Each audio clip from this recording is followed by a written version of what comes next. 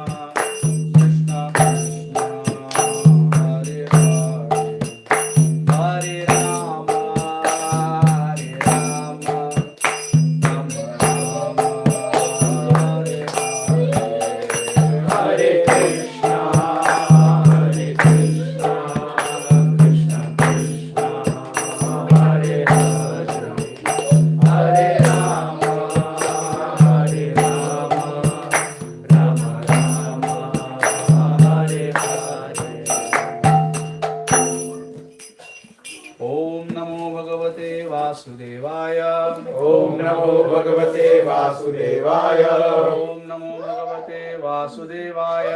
ओम नमो भगवते वासुदेवाय। ओम नमो भगवते वासुदेवाय।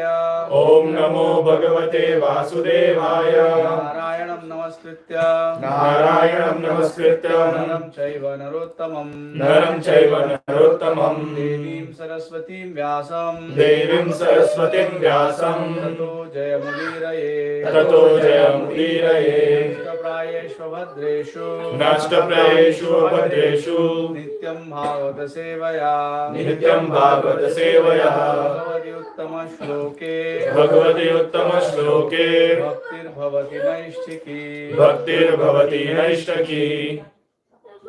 Hare Krishna. Hare Krishna. You know, take some raisins and give them to him one at a time.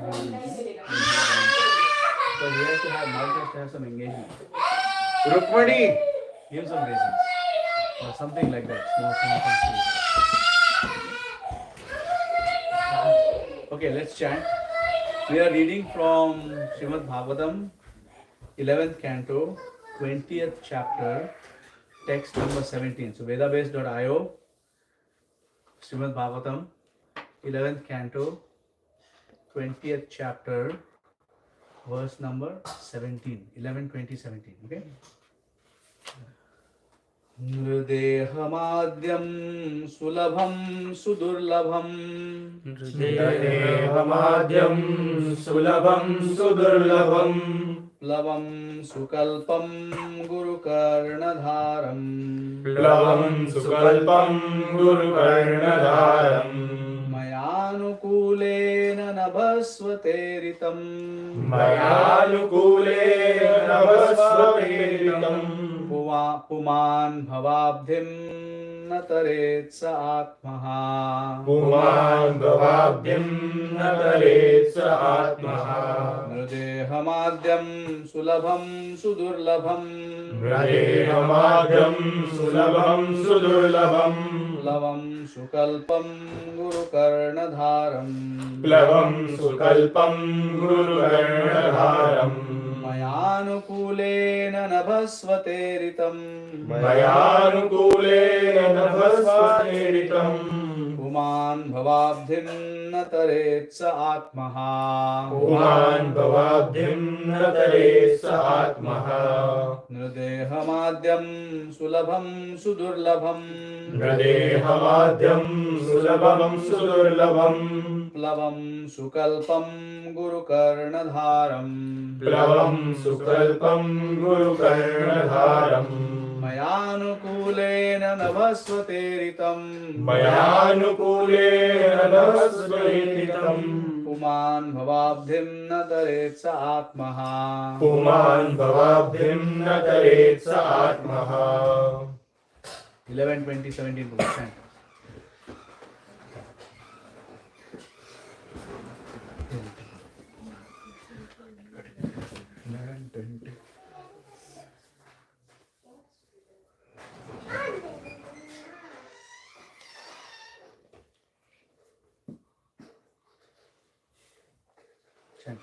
Oh, me. Okay.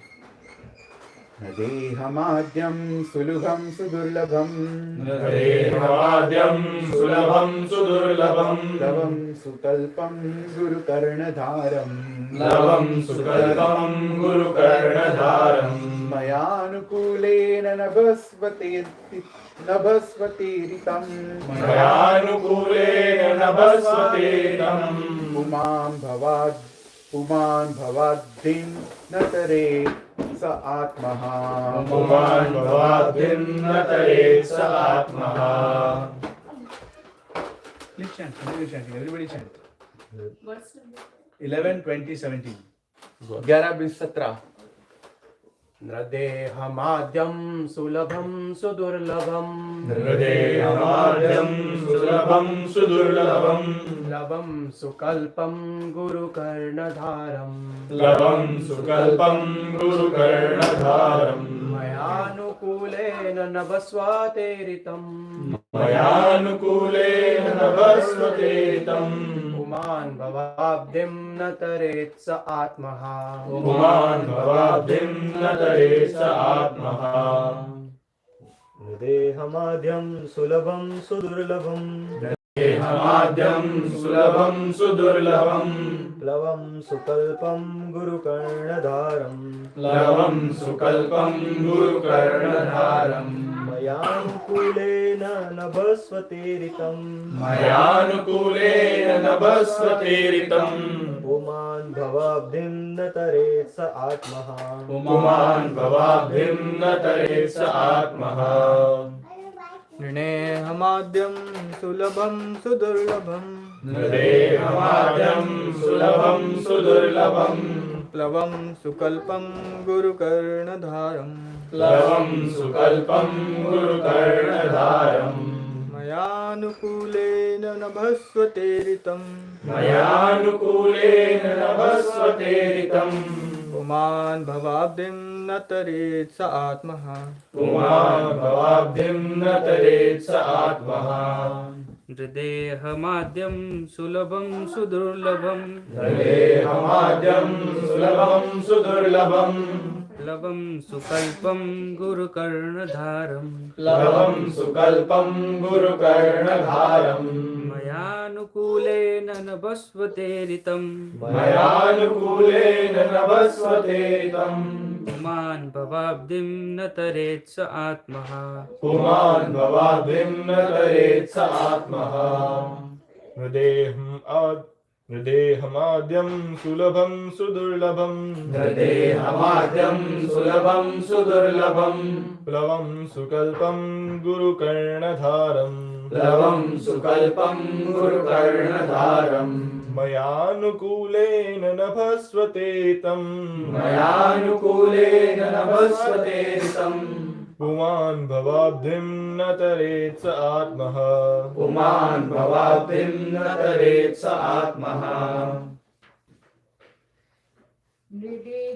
निर्देहमाद्यं सुलभं सुदुर्लभं हृदेहमाद्यं सुलभं सुदुर्लभं प्लवं सुकल्पं गुरुकर्णधारणं प्लवं सुकल्पं गुरुकर्णधारम् मयानुकूलेन नभास्वतेरितं मयानुकूलेन नभस्वतेरितं पुमान् भवाब्धिं न तरेत् स आत्मः पुमान् भवाब्धिं न तरेत् स आत्मः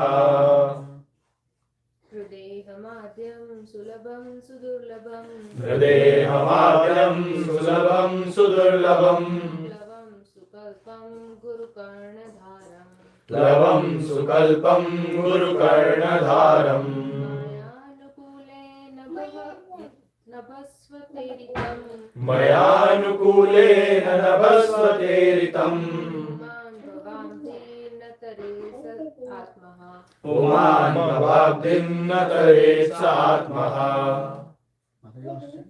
Your mother? No, she's in kitchen. What about Chaitanya Hari? You ready to chant now? Bolo? Okay, next time. Next time, but I'm still waiting. Okay. Okay. Human.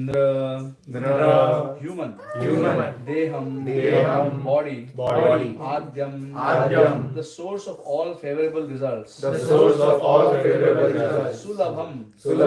Effortlessly obtained. Sudurlabham. Although impossible to obtain even with great endeavor. Although impossible to obtain even with great endeavor. Plavam. A boat. Sukalpam. Extremely well suited for its purpose. Extremely well suited for its purpose. Guru. Having the spiritual master. Karnadharam. As the captain of the boat. Maya. By me. Anukulena. With favorable. Navasvata. Winds. Iritam. Impelled. Puman. A person. Bhava. Of material existence.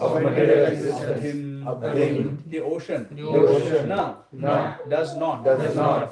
Tare, Tare, crossover, crossover, Saha, Saha, he, Atmaha, Atmaha, the killer of his own soul. the killer of his own soul.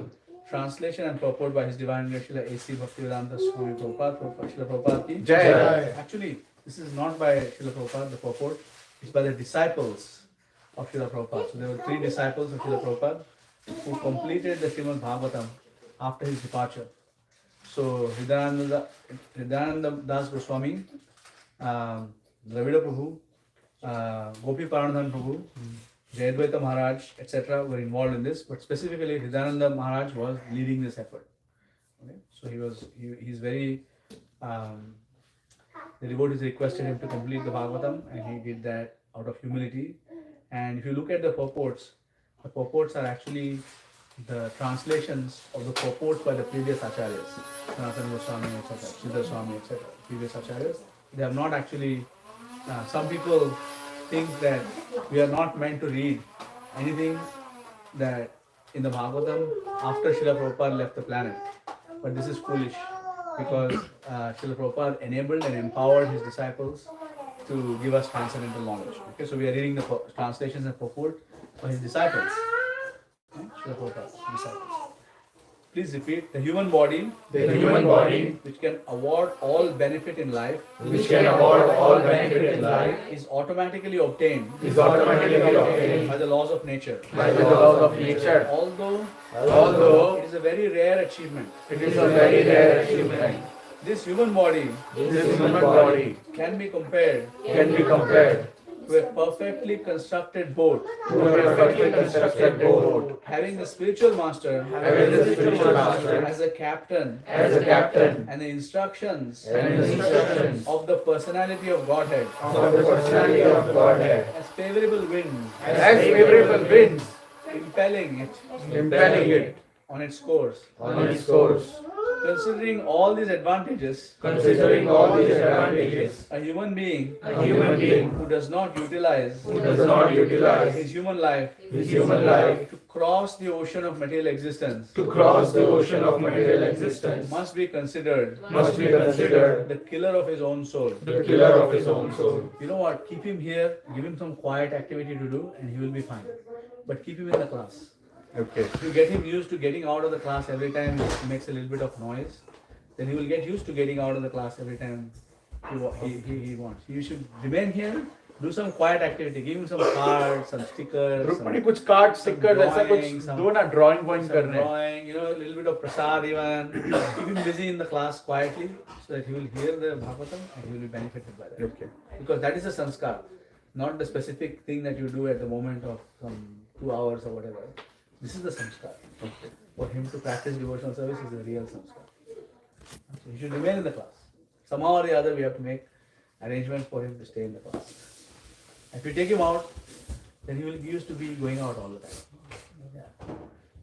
Okay, so it will be done. Okay, good. Please read let's read the translation again together. Repeat after me. The human body, which can award all benefit in life, is automatically obtained by the laws of nature. Although it is a very rare achievement. This human body can be compared to a perfectly constructed boat, having the spiritual master as a captain. And the instructions of the personality of Godhead as favorable winds impelling it on its course. Considering all these advantages, a human being who does not utilize his human life to cross the ocean of material existence must be considered the killer of his own soul. Okay. Purport by the disciples of Srila Prabhupada. The human body, which is obtained after passing through many inferior forms, is created in such a way that it can award the highest perfection of life. A human being is supposed to serve the Supreme Personality of Godhead, and the bona fide spiritual master is the appropriate guide for such service. The causeless mercy of Lord Krishna is compared to favorable winds that help the boat of the body to ply smoothly on the course back home, back to Godhead. Lord Krishna gives his personal instructions in Vedic literature, speaks to the bona fide spiritual master, and encourages, warns, and protects his sincere devotee from within the devotee's heart. Such merciful guidance of the Lord moves a sincere soul quickly on the path back to Godhead. But one who cannot understand that the human body is a suitable boat for crossing the ocean of material existence will see no need to accept a captain in the form of the spiritual master and will not at all appreciate the favorable winds of the Lord's mercy. He has no chance of achieving the goal of human life. Acting against his own self-interest, he gradually becomes the killer of his own soul. Om Ajnanatimirandasya Jnananjanashalakaya Chukshunmilitamina Tasmai Shri Guruve Namaha. Shri Chaitanya Manobhishtam Sthapitam Yena Bhutale Swayam Rupa Kadamahyam Dadati Svapadantikam Vandeham Shri Guru Shri Rutapadamalam Shri Gurun Vaishnavamscha Shri Rupam Sagrajatam Sarvadharanathamitam Tam Sajivam Sadvaitam Savadhutam Parijana Sahitam Krishna Chaitanya Devam Shri Radha Krishna Padan Savanavida Shri Vishakhan Vikamsha He Krishna Karuna Sindhu Deenabandhu Jagatpate Gopesha Gopakanta Radha Kanta Namostute Jayam Sutau Pangor Mama Mangla Matirgati Matsarasa Prabhujau Radha Madan Mohana Divya Vidaranya Kalpamada Srimad Radha Simhasanastho Srimad Radha Srila Govinda Devo Preshtali Visaya Mahanusmrami Sriman Rasarasaram Bhimam Shrimatakasastita Karshashenu Sware Gopir Gopinatha Shishestuna Tapta Kanchana Gaurangi Radhe Vrindavaneshwari Vishvanu Sute Devi Pranamami Hari Priye Vancha Kalpatarubhyascha Kripa Sindhubhyascha Patitanam Pavanebhyo Vaishnavebhyo Namo Namaha Jaya Shri Krishna Chaitanya Prabhu Nityananda Shri Advaita Gadadhara Srivasadi Gaura Bhakta Vrinda Hare Krishna Krishna Krishna Hare Hare Hare Rama Rama Rama Hare Hare Dehamadhyam Sulabham Sudurlabham Dehamadhyam Sulabham Sudurlabham Lavam Sukalpam Guru Karnadharam Lavam Sukalpam Guru Karnadharam Mayanukulena Nabhasvateritam Mayanukulena Navasvateritam Puman Bhavabdhim Nataretsa Atmaha Puvan Bhavabdhim Nataretsa Atmaha. Who is a disciple of Katu Prabhu? Anybody? Second. You both? Second initiated by Krishna. Ah, okay. Both of you are disciples of Katu Prabhu. So I heard this verse for the very first time more than 15 years ago from Katu Prabhu in Toronto, in North York actually, the home of Shamalangi Mataji, who is now in the Middle East. And ever since I heard that class, I have never forgotten that class. It was such an unforgettable class. There was just a few people, just like this. It was a small home program. Shamalangi Mataji did not know many people at that time. She invited a few people to her house. And Katu Prabhu was there along with Mother Amrita Kelly. And so I heard this class from him. So I'm going to deliver whatever I heard from him. Okay. So many years ago. I have heard many other. Srila Prabhupada has spoken about this verse directly and indirectly many times. Many other spiritual masters have spoken about this verse. It's a very important verse from Srimad Bhagavatam. The context of this verse is actually, there's a Bhagavad Gita. Everybody has read the Bhagavad Gita. So there's another Gita by Shri Krishna. There are many other Gitas, but most of those Gitas are not useful. They are atheistic in many ways, etc. But this Uddhava Gita that Lord Shri Krishna is speaking to Uddhava is especially helpful for devotees who are serious about spiritual life, who actually want to succeed in spiritual life. The Bhagavad Gita as it is meant to awaken the desire for spiritual life in the heart of the ordinary conditioned living entity. Okay? Um, and this Uddhav Gita is meant to awaken the pure love of God in the heart of the living entity who's already started their spiritual journey. So it's a very, very special, amazing piece of text, and everybody should carefully read this part of the Srimad Bhagavatam and really reflect on these verses. Okay? So Shri Krishna is saying here, Shri Krishna is saying, Nrideha Madhyam Sulabham Sudurlabham. What is Sulabham and what is Durlabham is to be understood carefully. Okay? In this human form of life, it is easy to pursue spiritual life. You can understand this very easily if I were to bring all the dogs and cats of Sudbury. I would not bring them in front of the Lord here because they would be doing all kinds of crazy things. But if I were to be able to bring them all here and tell them, you sit down and you now listen to the Srimad Bhagavad Gita, or listen to the Srimad Bhagavatam, or chant the Srimad Bhagavad Gita, chant the Srimad Bhagavatam. Okay, or, will they be able to do it? No, it's not possible for animals to do it. I mean, great souls have done it. Several animals, we see many pastimes of animals who somehow or other remembered something from their past lives and came to the Lord. There are many such examples, but in general, the general exception is there. Bharat Maharaj, the deer, was listening to the discourses of Pulaha, Rishi, but it's not possible for most animals to pay attention to this. In fact, it is not possible for human beings, except in a particular stage of life, to pay attention to pay attention to Bhagavatam. We have one example right there. Okay, not yet.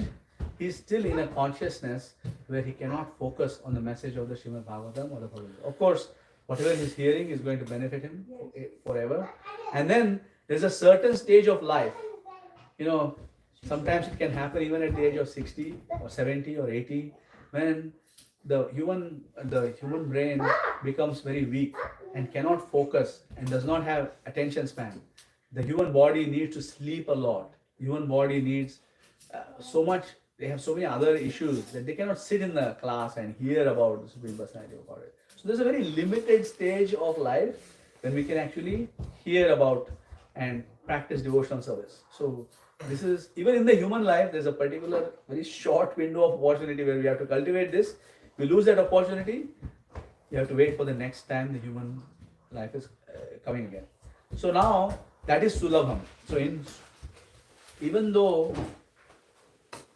spiritual perfection is impossible, spiritual perfection is actually not possible for a fallen soul, but it is made easy in the human form of life. No, what is this? Is this a contradiction? It is easy, it's not easy, right? So it is because most of our conditioned life is passed not in human life. It is passed in the lower species of life. There are in the Srimad Bhagavatam and in the Padma Puran and other scriptures, it has been mentioned that there are 8.4 million species of life. So 84 lakhs, 8.4 million species of life. So out of these species of life, 400,000 of those species are human, and 8 million of them are non-human. Okay? So we have a certain number of Jalaja, Navalakshani, etc. There are 9 lakhs who live inside the water. Thavara, Lakshmimshati. There are 20 lakhs of plants, species of plants, etc. Like starting from the algae and all the different kinds of plants, both sinful and pious plants, and so many different species of life are there. Okay, so that verse is from the Padma Puran, which mentions that, but we don't need to focus on that for this particular verse. But there are many species of life. Now, does everybody here understand the concept of probability? Probability, understand probability? So probability means if you flip a coin that is fair, and if it lands on heads or tails, there are only 2 possible outcomes. So therefore, the probability that heads will come is 50%. Probability that tails will come is 50%. Right? Of course, if you weight the coin a little bit, like you put an additional gram of metal on one of the sides, then the probability changes. Right? So it's not a fair coin. So heads will come more often or tails will come more often, right? So like that probability. So now, if you think about a coin that has 8,400,000 sides. Imagine a coin that has 8,400,000 sides, right? And you're flipping the coin, okay? So what is the probability that will land on one of the 400,000 human species? The mathematics is 400,000 divided by 8,400,000. So somebody can do that calculation. You will get a very tiny number. Give me that number. 400,000 divided by 8,400,000. You need a scientific calculator for that. You just type on Google. It's fine. It's easy to detect it. Or every smartphone can do it. Okay. So now, knowing that every form of life has a different duration of life, I have not even included the duration. 0.47 61904. Now divide that by 100, please. 0.0. It's like 0.000, like 4 zeros, then 47619. So it's 0.00005%. Okay, that is the probability that somebody is in human form of life. And now this calculation is very rough. Why is it rough? Because every species of life has a different duration of life. A germ, like a bacteria, can live for a few hours. Right? An insect can live for a few days or a couple of weeks. Right? A small animal, like a beaver, might live for 1 or 2 years. Right? A bear might live for 10 or 20 years. Right? A tree, on the other hand, can live for 5,000 years or 10,000. Trees in California that are right? So different durations. An elephant lives for a certain amount of time. A tortoise lives for a certain amount of time. A human being in the Kali Yuga lives for 100 years, give or take. Right? Depending on our karmic reactions, we live more. We can live a little bit less. Right? Most people live less than 100 years. Okay? The probability of 100 years is even low. You can look at StatScan and find out how many people have crossed 100. It's a very low number compared to the total population of Canada. It's even lower in India, right? India. So the probability that you can find yourself in human life is very, very tiny. It's 0.0000. Like you start adding the ages of the different species, you start calculating that, you'll add many more zeros to it. Not just 4 zeros, many more zeros to it. Okay. So the bottom line is that all of us have been rotating in the different species of life continuously. So Siddhananda Maharaj and his team, they are saying in this verse that the human body, which is obtained after passing through many inferior forms, is created in such a way that it can award the highest perfection of life in the purport. And in the translation, is automatically obtained by the laws of nature. That means it is not that in any other form of life you can suddenly find a way to short circuit your process to get back a human form of life.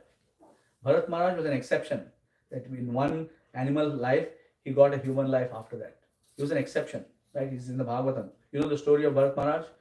He was a great king, the descendant of the Supreme Personality of Godhead personally, the son of Rishabdev, right? And he heard Rishabdev's instructions carefully. At a full youthful age, when he realized that he had sons who could take care of his kingdom, he gave up his kingdom and he went to the forest to meditate. While he was meditating on the Supreme Personality of Godhead, he saw that a little baby deer was about to drown in the river next to where he was meditating. So he saved the deer, and he not only saved the deer but got attached to it, just like we get attached to children who are actually not ours. They're just passing through us. They are not ours. We get attached to them, but they are not ours. We are meant to serve them, but they are not ours.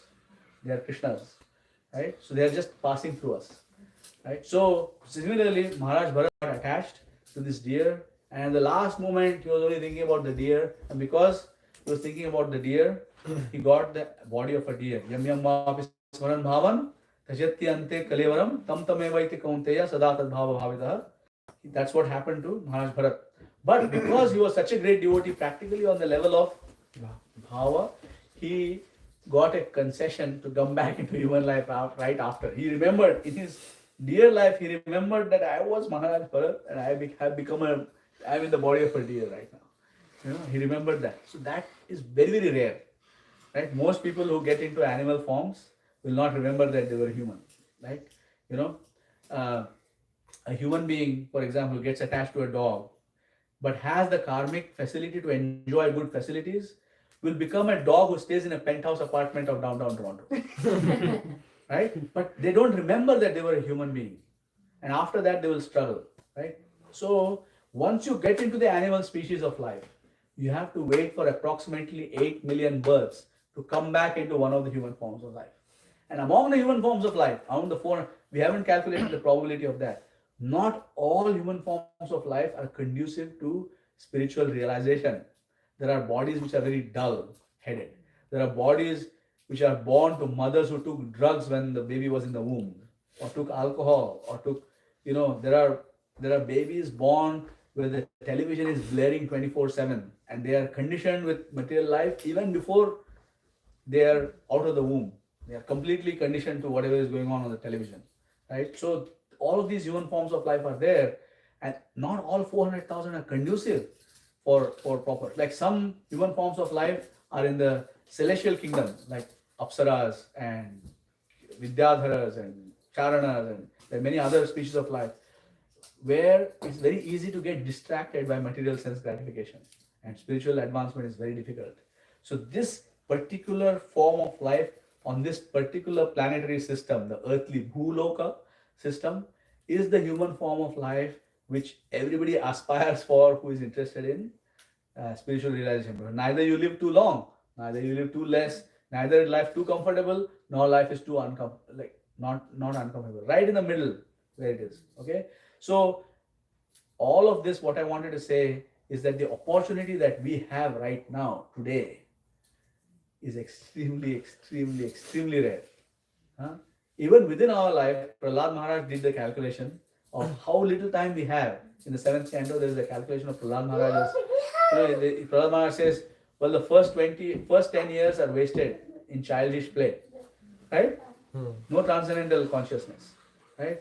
The last 20 years are wasted in jarjara dehe. You become, the body becomes chitil, like it becomes very weak and you don't know if you're going to fall down in the next moment. You're constantly, all your attention is, imagine you're carrying a pot of liquid on your head.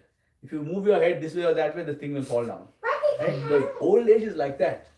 Old people have to be very careful, hold on to this, hold on to that, move. They are extremely difficult for them when they are conscious. But they also have to sleep a lot. They take a lot of medications which make them sleep a lot. Like this, so many things happen. I've seen so many elderly devotees go through this kind of process. It's extremely scary, old age, by the way. So again, there are people, here working 2 jobs and 3 jobs, right? So you know how little time you have. Right? You're working, and when you're working, what do you need to be focused on? You cannot be focused on Krishna at least half the time, if you can ever be focused on Krishna. So life in general in spiritual life is very, very rare, right? And then there are certain ages. Some of you are very pious and saintly, but there are certain ages when you are constantly, impetuously attracted by the opposite sex. The boy is attracted to girl, the girl is attracted to boy, and you see this all over, everywhere, and they cannot think of anything except for that much. If this girl doesn't work out, if that boy doesn't work out, then the next one. They're looking for this type of hair, that type of body. It's extremely distracting. Many of you are actually in that age, and it's a very difficult time to be in. It's actually such a great relief to be out of it, to out of that kind of pressure. It's like, you see a person walking, a young girl walking, and you see how conscious she is of her body, how she is conscious of who might be looking at her, how conscious of how she needs to carry herself, how much time she has taken to put on the particular appearance in front of the whole world, right? Same thing with the boy. You can just see these things happening. You have to be out of that kind of body to be able to observe all of these things happening. But you just see it and you say, how much of my attention was taken up by these kinds of things when I was of that age, right? It's extremely difficult, the hormonal craziness that happens, okay? So it's very, very sudur labham, okay? Now we'll talk about the next part of this verse where Krishna is saying, Plavam sukalpam guru karana dharam. Plavam means boat. Plavam means boat. And sukalpam. Sukalpam means, kalpa means to conceive of something. Sankalpa means to conceive of, I am going to do this, to establish your intention that I am going to do this particular thing. You know, it starts with that. Everything starts with an intention, right? So you start with an intention and then you do that. Now, when everything around you is suitable for accomplishing that intention, then it's called sukalpam. So for example, if you have the intention to make money, then you have to have a money-making mind and you need to be in a money-making place, right? Money-making mind will find money-making places anywhere, but you need to be in that kind of place. So for example, if you want to be a businessman, then there is no use being in Sudbury. You need to be on Bay Street in Toronto, right? Right? If you want to be a medical man, you want to be on University Avenue in Toronto, like if you want to study that. Of course, you can be a medical man anywhere, but if you want to really advance, right? If you want to be a really solid IT person, you have to be in Silicon Valley, right? That's where things are happening, right? You can do IT anywhere else, but that's just, like that. So similarly, sukalpam means that if your sankalpa is to attain spiritual perfection, then you are in the right place, in the right time, in the right body, hearing this verse right now. Lavam sukalpam. What has to be done? You have to accept Guru as your captain. So, in ancient times, there would be a merchant. The merchant was not necessarily a good navigation person. It has been going on from time immemorial where people collect some goods that they have locally and then they take them on a ship to somewhere else. They sell them there. They buy something else from there. They bring it back, and in this way, in the margin, they keep making money. Right? You buy it for 100 gold coins. You sell it for 150. Now you have 50 gold coins profit. Now you buy for 150 gold, or you need 10 gold coins for your own sustenance. So your capital is now 140 gold coins. Now you buy that 140 gold coins. You come back here and you sell it for 240, and in this way your capital keeps on increasing. Right? That's the goal. But the merchants would not necessarily know how to take their goods from one place to another good place. So they would hire the best possible captain and say, if I make it successfully up and down, you will get 40 gold coins or 20 gold coins, whatever that might be. That's the fees of the captain, right? So in this particular case, we are the owner of the goods. We are the owner of the goods. Like, what is that goods? The body that we have, right? Because Krishna says in the 13th chapter, who is that? Kshetrajnam Kshetrajnam. We are Kshetrajna, right? But Krishna is also Kshetrajna. Kshetrajnam Chape Mam Vidhi Sarva Kshetreshu Bharata. But we are the Kshetrajna, right? So we are the owner of this field, this asset, okay? But this asset has to be put under the direction of the spiritual master, Guru Karanadharam. Now, Karanadharam has many meanings, okay? So Karanadharam means captain, but Karanadharam means one who has your ear. Does the Guru have your ear, or does somebody else and something else have your ear? And this having your ear is of two types. Guru he can say the message, or he can grab you also by the ear. Karanadharam, Karanadharanam, iti Karanadharam. So there are two Karanadharams. Like, one is, does the Guru have your ear, or does the Guru have your ear? Both of them are important. And is the Guru guiding you? So Karanadhara means, is he guiding your ship? Are you accepting guidance from the Guru? Why is that? Because Mayanu Kulena Nabhasvateritam. The Supreme Personality of Godhead, Shri Krishna, has left behind so much for us. He has left behind instructions about his own nature, about his own characteristics. Past times, we were discussing some yesterday, right? Krishna has left behind philosophical understanding of what is this body, how is it made, what is the nature, how the modes of material nature are acting upon us, right? He has left all of these instructions behind. He has left behind a specific process. He has left behind the Bhagavat Vidhi, how we can learn by hearing about Krishna and his devotees, Bhagavad Gita. He has also left behind the Archana Vidhi, he has also personally appeared in front of us as his deity form. So Srila Prabhupada says that, I heard Radha Govind Maharaj say, more recently than Srila Prabhupada, but recently I heard a thing where Radha Govind Maharaj was saying, he was traveling in the Middle East. Radha Govind Maharaj speaks in a Bihari sort of accent, right?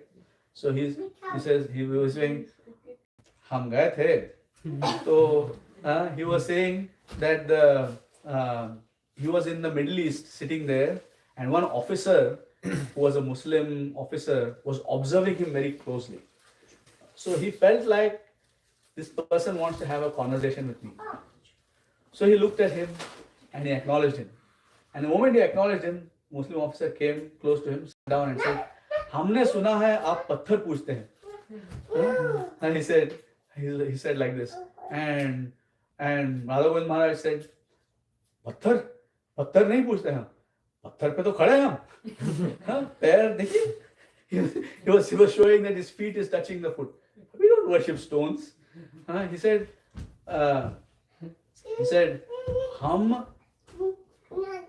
पत्थर में जो भगवान है उनको पूजते हैं. So he was mystified by that. He said, तो he said, okay, आप नमाज पढ़ते हो? So he said, हाँ 5 बार. She said 5 times a day. जब आप नमाज पढ़ते हो तो आपके अल्लाह के कान है कि नहीं? आप जब नमाज पढ़ते हो तो अल्लाह आपका नमाज सुनता है कि नहीं? हाँ जरूर सुनता है. तो सुनता है तो अल्लाह के कान नहीं है क्या? So then he started explaining this to him, so he started explaining, अगर कान है तो तुम्हारा अल्लाह गूंगा है क्या? मुंह है कि नहीं आपके अल्लाह का? He was saying. So basically he proved from these logical statements that God has all the senses and all the forms. So what the important thing from this whole exchange is, what Srila Prabhupada says is that Krishna is spiritual, 100% spiritual. But my eyes are material, my sense of touch is material, my sense of smell is material, my sense of taste is material, all my senses are material. So how can I access transcendence? So Krishna is so kind, so merciful, that he comes to us in the form that I can see, even though my eyes are material, charma chakshu. So because I have charma chakshu, he appears in a form that is looking like it is made of material elements. But actually, advanced devotees don't see the form of the Lord as material. They see him as a person. So someone can say, oh, you can imagine anything you like, but it's not imagination. There is imagination also. People imagine, but the people who imagine, their behavior is also different. Right? But person who actually sees the Supreme Personality of Godhead, their whole life will revolve around the Supreme Personality of Godhead. Imagination cannot revolve around that. Imagination will sleep as long as they want. The person who sees Supreme Personality of Godhead will say, no, Krishna is waiting for me. Mother Satvadhanu said once to me. You know who is Mother Satvadhanu? She is wife of Brahma Prabhu in Toronto. They are the pujaris of Shri Radha Kirchur Gopinath for more than 35 years. Okay? They haven't missed Mangalarti one day. Even when they were sick, they came. Even they were not doing their service, they came. For the whole 35 years, the only break that they have had is 1 month when some devotees send them to Vrindavan once in their life. Any other time, they are in Toronto. When Brahma Prabhu heard that his father had passed away, he stayed in the temple doing his seva. And he found out when the funeral was. He did his seva in the morning. He went to Montreal during the daytime. He attended the funeral of his father, came back and was on the altar the next morning. Okay? This is his dedication. So Mother Satvadhanu told me, Mother Satvadhanu is like that. When I started cooking for Krishna many years ago, when I started cooking for Krishna, she said, you know, Krishna is an innocent little boy. She speaks in a Mauritian accent, which I cannot replicate. Okay? Krishna is an innocent little boy. When you tell him that I will come here and I will serve you, then he waits. He said, my devotee told me that he will come. He believes you. she said. Because he's innocent little boy. And if you don't come and do what you had told him to do, then he's worried. He's saying, where is my devotee? Where is my devotee? Why he has not come? He told me that he was going to come. Why he has not come? Like that. So that is her mood. When she makes Radha Krishna Gopinath's pagdi every day. So she does that all within 1.5 hours. The whole thing within a short amount of time.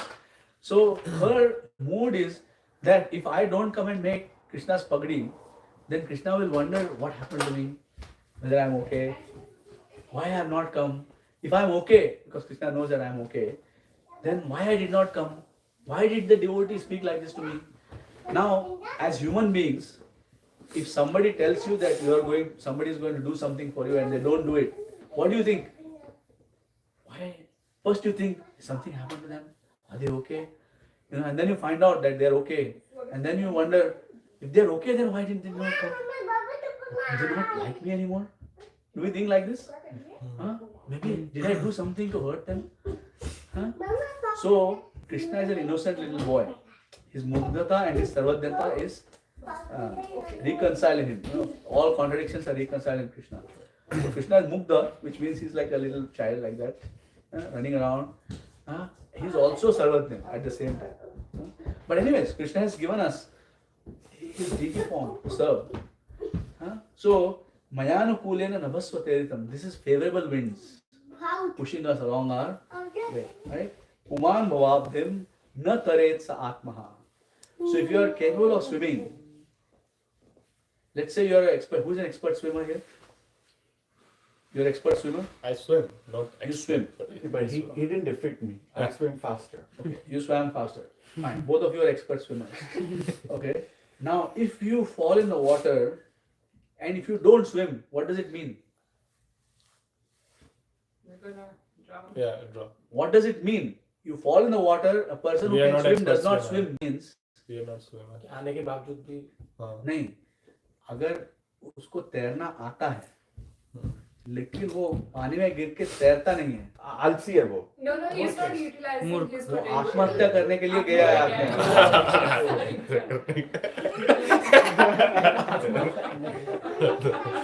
हाँ? हाँ? पुमान भवाब्धिम न तरेत स आत्महा. तो आपको भगवान श्री कृष्ण ने मानव शरीर दिया है. आपको भगवान श्री कृष्ण ने भगवद गीता श्रीमद् भागवतम दिया है. आपको भगवान श्री कृष्ण ने हरिनाम जाप की विधि दी है. आपको भगवान श्री कृष्ण ने अर्चना मार्ग दिया है. आपको भगवान श्री कृष्ण ने सब कुछ दिया है. आपको आपके सामने भगवान श्री कृष्ण ने सैकड़ों गुरु रखे हैं. And you don't follow this what Krishna has given you, then what? आत्महत्या करने आया है ये, है ना? So this is the thing. So we have to really, when we are not pursuing Krishna consciousness, then we have to have that consciousness कि मैं अभी आत्महत्या कर रहा हूँ, कर रही हूँ. This is important to understand. Huh? So anyways, so this much I wanted to say. We started a little bit late. So even though soul cannot be killed, the soul can be killed how? If you take gold, and if you take the gold and alloy it with iron, then it becomes, does it remain gold? No. Then you further alloy it with tin. Then you further alloy it with lead. You further alloy it with some other, even lower and lower metals. Does it remain gold? So, killer of the soul means that you are a soul not acting as a soul. Okay? So, you have to remember this much, that if I am not acting in Krishna consciousness right now, then what am I doing? Killing. Killing my own nature, alloying myself. That's why bhakti, Srila Prabhupada uses the word unalloyed devotion. Unalloyed, which means that I am gold, but I am alloying myself with this rusty stuff, things that rust. Lust is compared to iron and love is compared to gold. So if I take gold and I put iron into it and make it an alloy, then even though it's gold, it starts rusting, isn't it? Because it's alloy. Now, there will be some combination of gold and iron that does not rust, but I don't know about such a combination myself. But still, I'm trying to give you an example to not be alloyed with these things. So whenever we go out, when we go to Walmart, when we're working, we have to remain unalloyed inside. Inside we have to remain unalloyed, then we can cross over the ocean. Okay? So I'll stop there. And if there's any questions, comments, or concerns, please let me know. Or realizations also. Yes, bro.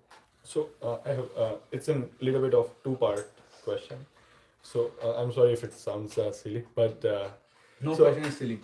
I'll tell you something. So- The only question that is silly is asked by a person who does not intend to follow the purport of the answer that is received.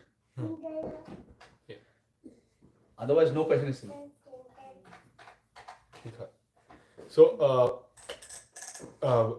the bhakti is not written in our bhagya, right?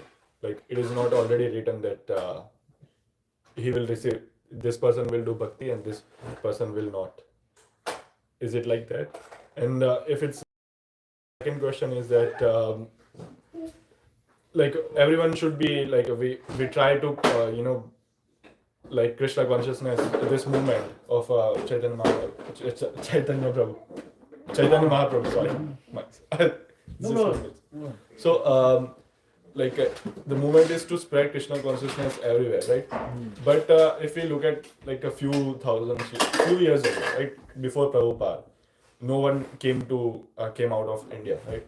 So how can someone expect that a person who is born in some remote island to have bhakti? Like how can God can Krishna can think that he will be, so let's send him in human body, because it's he's completely in remote island, so he doesn't know even if God exists or not. He does not even know about the concept of God. Then how can he be? Okay. Actually, at one level, Srila Prabhupada says that everybody will make it back home, one way or the other. They may take a very long time, but they will make it back home. Because you belong home. You belong in the spiritual realm. Okay? So finally, even if whenever Krishna sends, hey, no noise. Noiseless, Chaitanya Hari. No noise. You can play quietly, no noise. Okay? Yes. You can flush there. Yes. Okay, it's okay. The class is about to end anyways. Let's not bother you too much. So, who is the one person who has always been with us? In everybody. Krishna has been with us, right? So, even though Lord Brahma was on an island, right? He was on an island, on lotus. There was the water of, Garbhodaka ocean was there, right? Lord Brahma was on an island. There was nobody, there was darkness, right? So what happened to Lord Brahma and how did he get the information that he's supposed to meditate on Krishna? How did he get that? Who gave it to him? If Krishna himself. So Krishna himself gave it to him in the heart, right? Tapa, he said, tapa, two phrases he heard in his heart, tapa. At that time, language even was not there. Can you imagine the beginning of creation where language was not present in the creation? Light was not present in the creation. Like, just Brahma was there, the lotus was there, the water was there. He could not see anything else. You just imagine. Morning was there, not there, night was not there, sun was not there, moon was not there, stars were not there, nothing was there. So Brahma is a secondary creator. So can you imagine a more remote island than that? No possibility, right? So Brahma was, how he heard in his heart. Tapa, from whom? From Krishna. Right? And then he performed the austerities, and then Brahma got the consciousness, and then he started saying, Ishvaraha Paramaha Krishna Satchidananda Vigraha Anadiradir Govinda Sarva Karana Karanam. And then Chinta, like the whole Brahma Samhita came out. So Krishna gave him language. Krishna gave him all the mantras. Krishna passed the Gayatri to him. Right? Everything from within the heart. So if somebody, now that is one extreme of a very fortunate person who has received like this. But it is possible that you have been born in human life because you have kind of gone through the natural consciousness evolution through the different 8 million species of life. But you may have a desire never to know Krishna. Upadrishta Anumanta Bharta Bhokta Maheshwara Paramatmeti Chapyukto Dehesmi Madhusudana. Correct? So Paramatma is living in your heart. And if you have said that I don't want to know anything about God ever, then what will God do? He will say, chup jata main. I will hide myself. Right? So a person who does not want it will not receive it. And a person who does not want it will not take it even though they receive it. They will make postpone. Like you see many devotees who are interested in Krishna consciousness, but whenever an opportunity comes to render some service, go and hear some class or go and do some service, then something else comes up. Relatives will visit or they will go some out of town. This will always happen. I'm not making fun of anybody. This happens naturally sometimes, but there are some devotees that I have observed who are very interested, but somehow or the other the circumstances never permit them to do this. So that is because they don't actually want to do it. They're expressing externally that they want to do it. But inside Krishna says, oh, why don't you go to this beach? Why don't you go invite somebody over for dinner? When it's okay, Guru Maharaj is coming, but invite someone over for dinner on that night. Right? No, you bring your guest and come and see Guru Maharaj. That's what you're supposed to do. Right? You don't feed them at your home. You bring them here and feed them the prasadam here. Or better even, get them here early and get them to cut up the vegetables. Right? That's what we should be doing. Right? And eventually, so these things happen. Right? But, and the third aspect of this too is that Srila Prabhupada came out of his causeless mercy. Srila Prabhupada came out of the causeless mercy of his Guru Maharaj Srila Bhaktisiddhanta Saraswati Thakur, who said, go and teach people in the West about this. And because Bhaktisiddhanta Saraswati Thakur had tried before also, he sent disciples to London, etc. It didn't quite work out. But so the acharyas are always thinking about those who don't have it. And they are going to remote places. It's not only in the Vaishnava tradition, it also happens in Christian tradition, etc. When they went to Africa, all the preachers, they went to Africa, they're trying to, that is a natural aspect of anybody who is spiritually minded. Out of causeless mercy they go. And there are bhajans also that mention this in many different ways, but the devotees make everybody fortunate. So let's say you are walking around here, chanting Hare Krishna. All these poor living entities who have become pious and sinful trees will be benefited. Because they will hear the holy name. And they have no choice not to hear, no? They are trees. They can't go away, they can't close their ears, they hear. The living entities, the little mosquitoes, the bees, like all these different insects that are flying around here will hear you. So Haridas Thakur said, chant loudly so that everybody else can benefit also, not only you.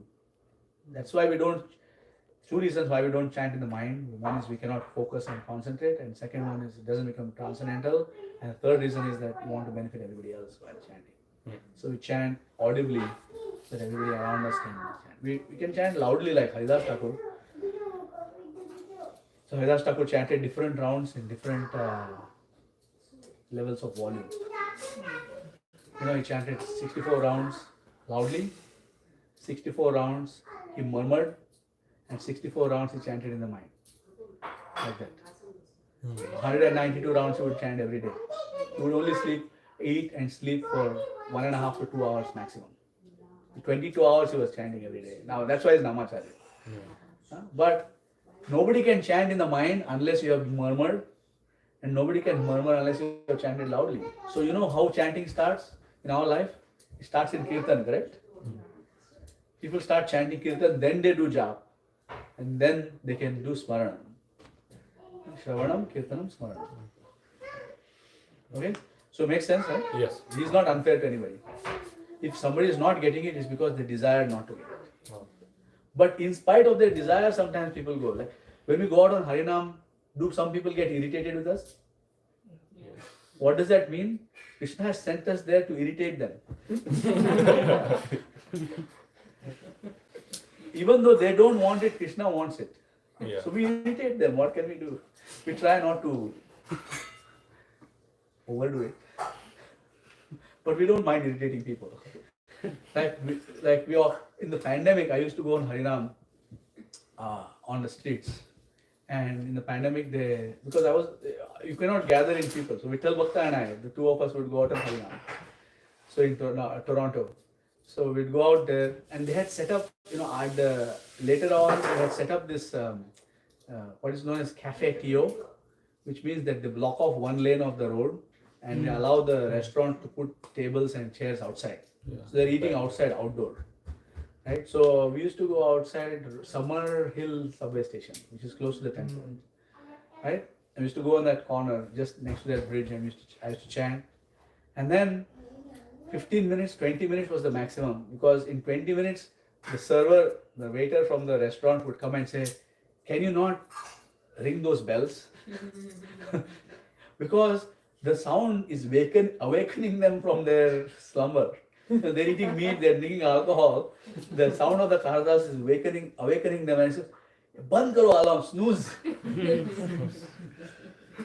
So then I finally discovered that 20 minutes is my limit. So in 20 minutes I would move to some other location and start irritating people there. And then 20 minutes later I would go somewhere else until Vittal Bhakta got tired and we went back home. Like that. But we're meant to wake up people, even if they don't. So we give them prasad without telling them that it's prasad. We tell them the philosophy of Bhagavad Gita without telling them it's from the Bhagavad Gita. Because then when they hear the Bhagavad Gita, they say, "Oh, I've already heard it. This seems to make sense. This is great." Right? We tell them, we say so many things. Like that's why we name our children and according to the name of Krishna. So that without knowing, the people will be chanting. Like that I met one Muslim man who was telling me that he has a good friend. He was from the Middle East and I met him in Poland. And he was telling me, he was driving an Uber. And he was telling me, "I have an Indian friend." And he was saying, his name is, let me think, Krishna. His name is Krishna. So whoever is the parent of that person who was his colleague in the Middle East from Pakistan is getting that person from Pakistan to chant the names of Krishna in Poland. See how much benefit is there? So Krishna is amazing. Yeah. Anything else? Anything else? Online, one question. One question from online. Yes. Hare Krishna Prabhu, if a swimmer is not swimming, could we also interpret that the person is following a karma? Could you please explain the meanings of karma, akarma and nishkarma? Well, akarma and vikarma. And nishkarma is the same as akarma. Okay. So karma means, it has many meanings and it can be used in many different contexts, but it means the work that you do, the result that you get for the work that you do, and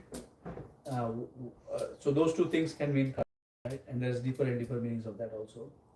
And vikarma means the work that is not supposed to be done and the result that is obtained by doing stuff that is not supposed to be done.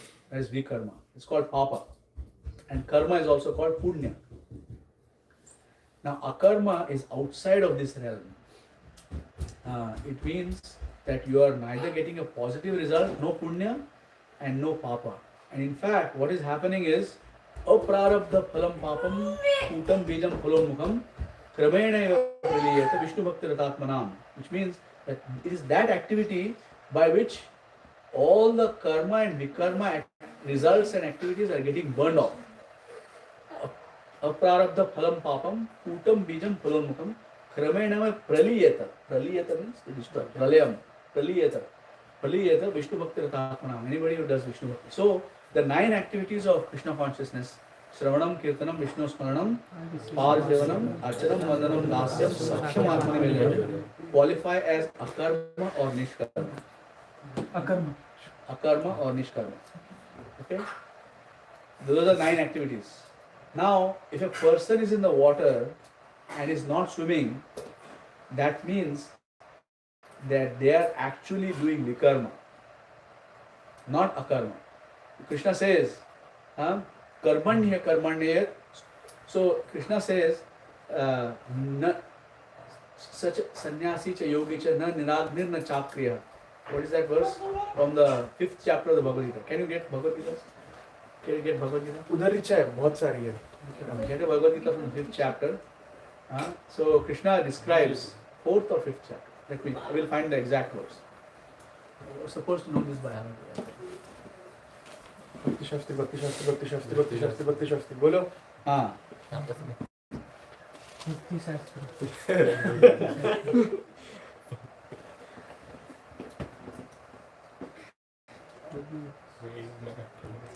There are 2 verses. One is Jneyasa Nitya Sannyasi Yona Dveshtina Kankshati Nirdando hi Mahabaho Sukham Bandhat Pramuchati. One who neither hates or desires the fruits of his activities is known to be always denounced. So Nishkarma means who does not hate or such a person free from all dualities easily overcomes material bondage and is completely liberated, O mighty Arjuna. And then there is one more verse.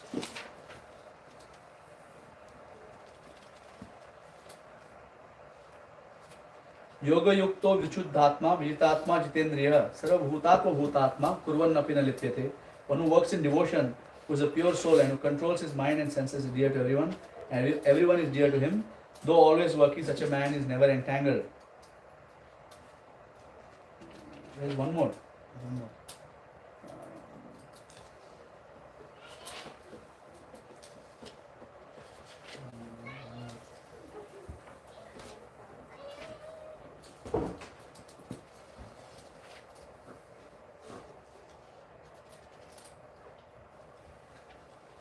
No praharishyet priyam prapya, no dvijit prapya cha priyam, sthira buddhira sammudo, brahmavid brahmani sthita. A person who neither rejoices upon achieving something pleasant, nor laments upon obtaining something unpleasant, who is self-intelligent, who is unbewildered, who knows the science of God, already situated in the transcendence. And there's one more. I can't. Where is that verse? Where is that verse?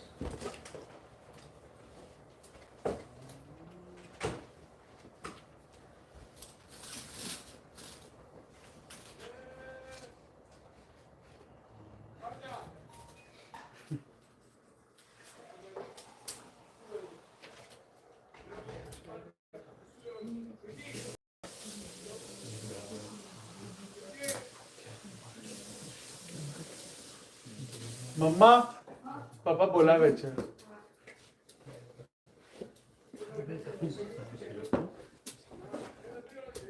Google it. What?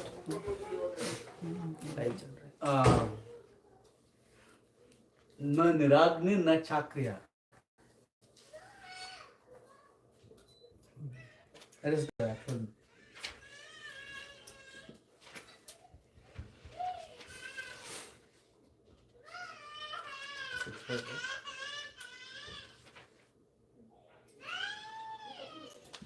Six 6.1 maybe. 6.1? 6.1. What is 6.1? अनाश्रित कर्म फलम कर्म करोति यः सः सस्य सन्यासी च योगी च न निराग्नि न चाक्रियः. श्री भगवान उवाच अनाश्रित कर्म फलम कार्यम कर्म करोति यः स सन्यासी च योगी च न निराग्नि न चाक्रियः. The Supreme Personality of Godhead said, this is chapter 6 verse number 1, one who is unattached to the fruits of his work and who works as he is obligated is in the renounced order of life, and he is not he who lights no fire and performs no duty. So when you're in the water, you can swim, your duty is to swim. Right? You don't swim, that is Atmahatya is actually Mahapap. Atmahatya is actually Vikarma. क्या हो गया उसको? Attention. Okay, but we are almost. So it's okay. We'll get it. Attention. all the people. Any other questions, comments, concerns? Just one question. Yes, So we said that every living entity and everything has a life in it. So there is a consciousness in trees also. There is a consciousness in ourselves and the animal also. So the people who eats animal, they like the people who eats only vegetarian and then they do not offer it to Krishna. They are still doing the papa or. Yes, 100%. There is a particular planet for those who eat vegetarian food only. Particular hellish planet. Its name is Krivi Bhojan. So on Krivi Bhojan planet, there are only one type of living entity. They are all worms. And one worm eats the other worm. And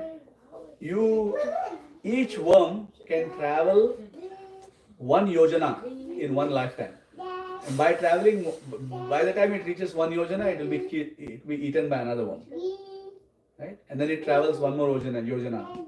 And this planet is 800,000 yojanas long. So if you go to Krivi Bhojan, for example, you can only get out of there in 800,000 yojanas, lifetimes, as Krivi Bhojan.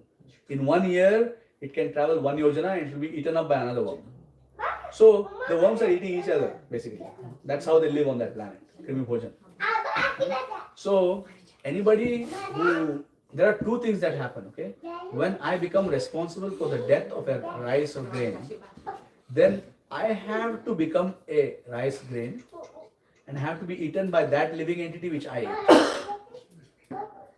Right? And because I committed so much sinful activity, I have to live my duration of life in Krivi Bhojan.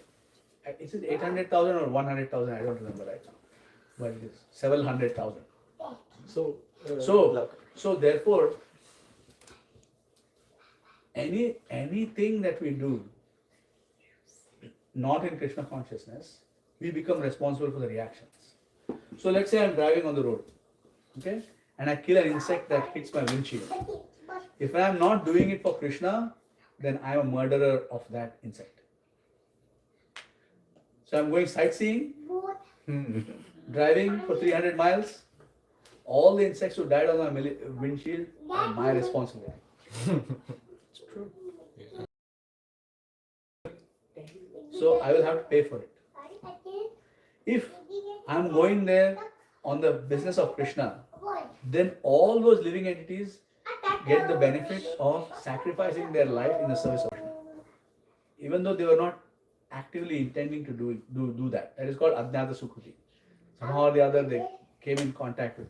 Like Sankirtan party is walking around in the park singing, and one worm gets crushed by one of the devotees who is on Sankirtan.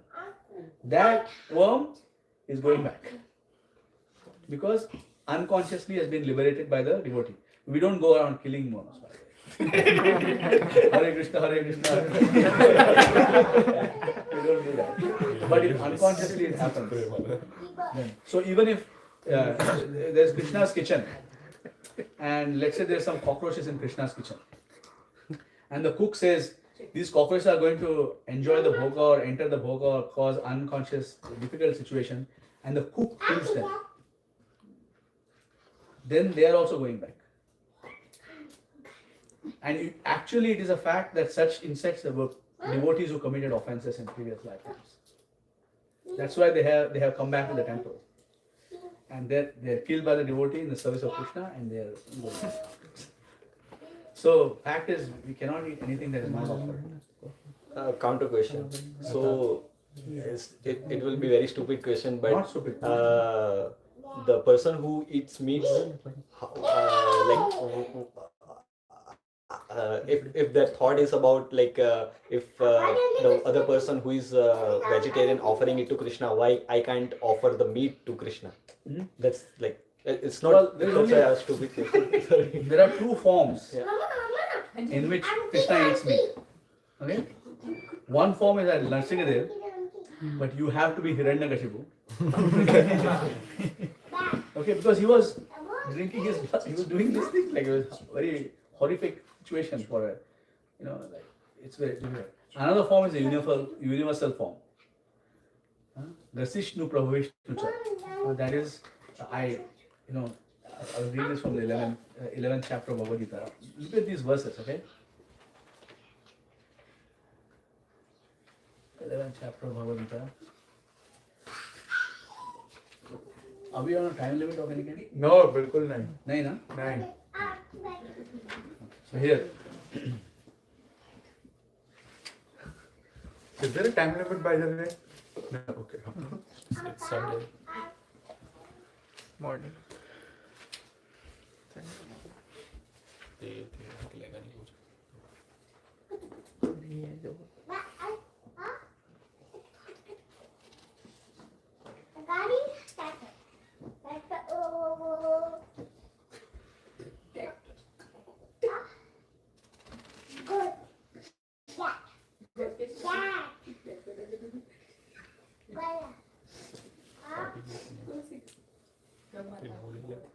रूपं महत्ते बहुवक्त्र नेत्रं महाबाहो बहुबाहुरुपादं बहूदरं बहुदंष्ट्राकरालं दृष्ट्वा लोका प्रव्यथितास्तथाहम्.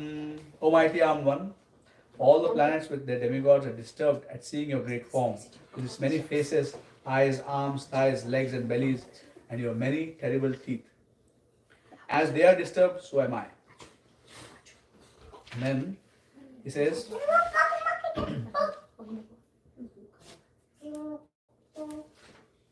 Battle of Kurukshetra, 640 million warriors died, right? Here is Krishna eating meat. Here. Ame chatvam dharta rashtrasya putraah sarve sahaivavani palasanghai Bhishmo drona suta putras tathasau sahasmadiyayrapi yodha mukhyai Vaktrani te tvaramana vishanti Damshtra karalani bhayanakani Kechid vilagna dashanantareshu Sandrishyante churditair uttamangai. The heads of the warriors are being crushed by Krishna's Vishwarupa's teeth. All the sons of Dhritarashtra, along with their allied kings and Bhishma, Drona, Karna, and our chief soldiers also are rushing into your fearful mouths. And some I see trapped with heads smashed between your teeth. Can you imagine this ghastly scene? Another one. Yatha nadinam bahavombu vega samudra vimukha dravanti tatha tavami naraloka veera vishanti vaktrana vivijwalanti. As the many waves of the rivers flow into the ocean, so do all these great warriors enter into your blazing mouths. So, Krishna eats meat in his universal form, and that is known as death. So everybody will be eaten. None of us are going to escape here alive. But only in that form he eats. In his form as Krishna, as Supreme Personality of Godhead, he does not eat meat. He eats patram pushpam phalam toyam yogya prayachati tadaham bhakti upahamashnami prayatatmanaha and yadna shishta shinasanto muchyante sarva kilvijaya gurjate papa yatmatmakarana. So it's like if you are going to invite somebody to your house, you feed them what they want to eat, isn't it? You cannot feed them something that they cannot eat. So therefore, you invite Krishna to your house, you feed him what he wants to eat. And the devotee only eats what his remnants are. Does not eat anything else. Okay? Makes sense? Yeah. Somebody won't understand this, somebody won't accept it, what can we do about it? Srila Prabhupada was passing on a morning walk, and there was a man on a beach, a man who had caught many fish. You know, people throw the line and they catch the fish. So he had caught many fish, and he was holding all the fish like this. You know, the ropes, the hair tied. He was holding all the fish. They were hanging like this from his hand, and he was holding them. And this person who was passing by, probably knowing that these people are vegetarian, dangled the fish in front of the devotees' faces and said, and passed like that. He did that. Srila Prabhupada said, enjoy. And then he went 4 steps further and he said, and suffer. What can we do? Enjoy and suffer.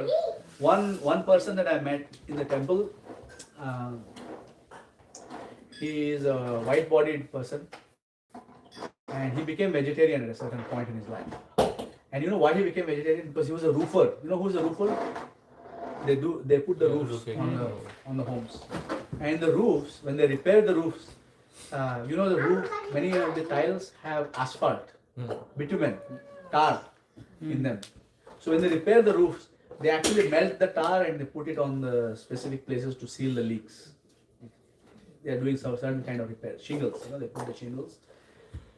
And one time he had an accident in which the hot tar, his hand went into the hot tar. It was a painful accident. He survived. He still has his hands. But he said, at that time, I smelled the smell of barbecue. And I felt, this is what I'm eating. I'm eating my own flesh. And he had the right realization at that point. He never ate meat after that. Right? So that's what it is. But people won't understand it. But the smell of the barbecue and the smell of the cremation ground is the same. Many of you are young enough to have never seen these things. But you will. As you get to my age, you will see many of these things. And you will see it's the same. These are different levels of answers for different levels of people. Okay? Somebody won't listen. What can you do? Samjana? Yeah, for sure. Anything else? There's a question online. Online? Okay, we'll take one last question. Question Oh, over Mataji had a question. Live. Let's say food is not being offered for XYZ reason, and while we are having the food, we are offering in our mind. Does that considered as an offered food? If that food was the only thing that you had between you and starvation to death, yes.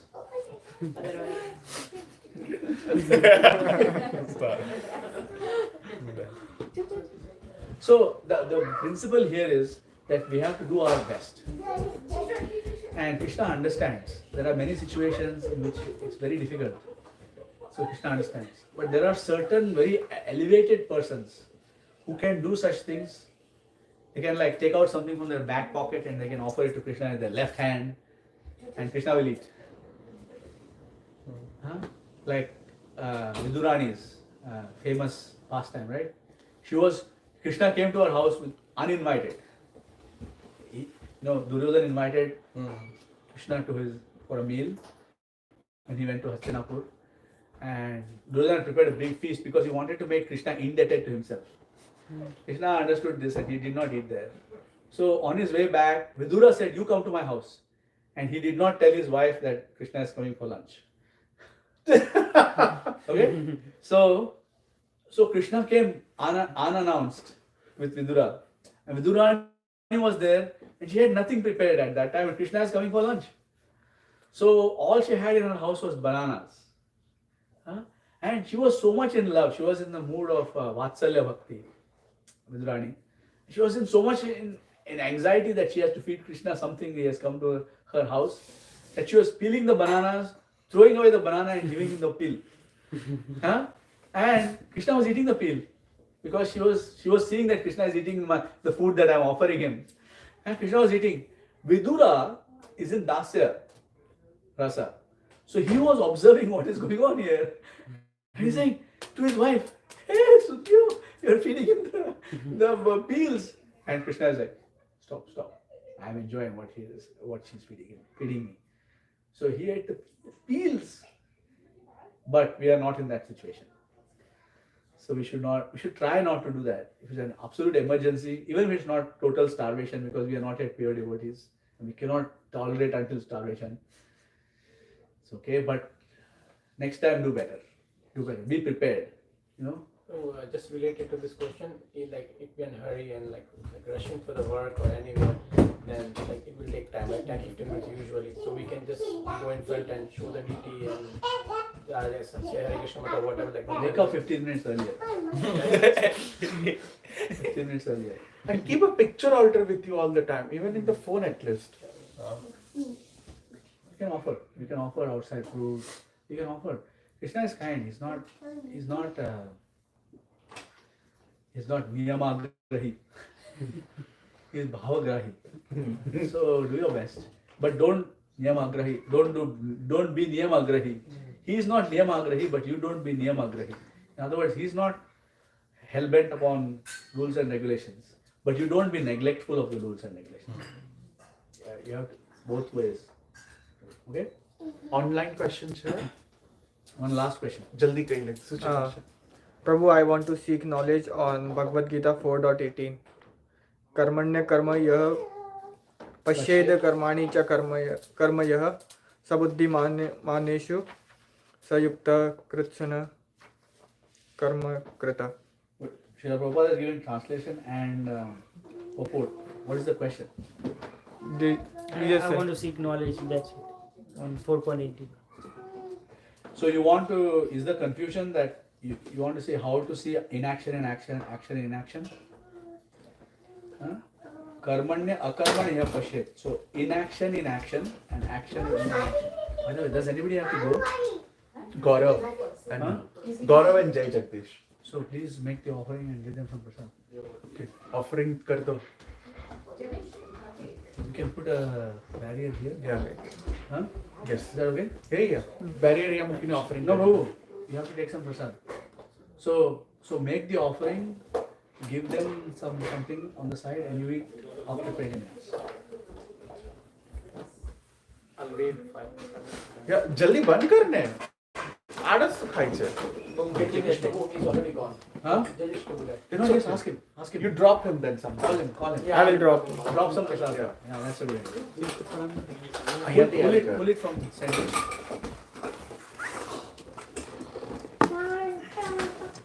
Okay. So inaction in action and action in inaction. Okay.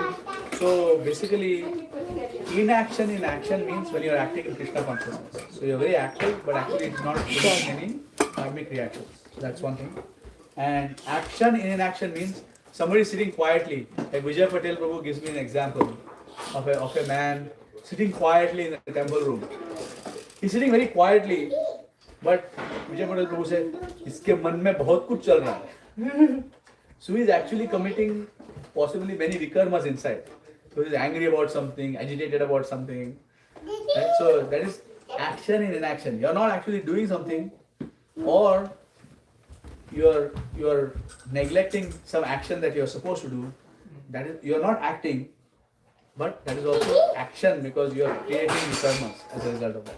But if you need more specific questions, you please write to me at das@dasadas.com, das@dasadas.com, and we can have a more detailed conversation about it. Okay? So if that helps, I hope that helps. Okay. But Srila Prabhupada's purport is very clear there. So it's a one paragraph purport. I will read that purport out to you and then we'll end this. A person acting in Krishna consciousness is naturally free from the bonds of karma. His activities are all performed for Krishna. Therefore, he does not enjoy or suffer any of the effects of work. Consequently, he is intelligent in human society, even though he is engaged in all sorts of activities for Krishna. Akarma means without reaction to work. The impersonalist ceases fruitive activities out of fear, so that the resultant action may not be a stumbling block on the path of self-realization. But the personalist knows rightly his position as the eternal servitor of the Supreme Personality of Godhead. Therefore, he engages himself in the activities of Krishna consciousness. Because everything is done for Krishna, he enjoys only transcendental happiness in the discharge of this service. Those who are engaged in this process are known to be without desire for personal sense gratification. The sense of eternal servitorship to Krishna makes one immune to all sorts of reactionary elements of work. So Srila Prabhupada's purport is very clear on that verse. So please study that purport carefully and Srila Prabhupada will help you to understand this really well. Okay? Om Tat Sat. Srila Prabhupada ki jai. Jai. Srimad Bhagavatam ki jai. Srimad Bhagavad Gita ki jai. Vansha kalpatarubhyascha kripa sindhubhyascha Param Pavane Ananta Koti Vaishnavindra ki jai. Hare Krishna Krishna Krishna Hare Hare Hare Ram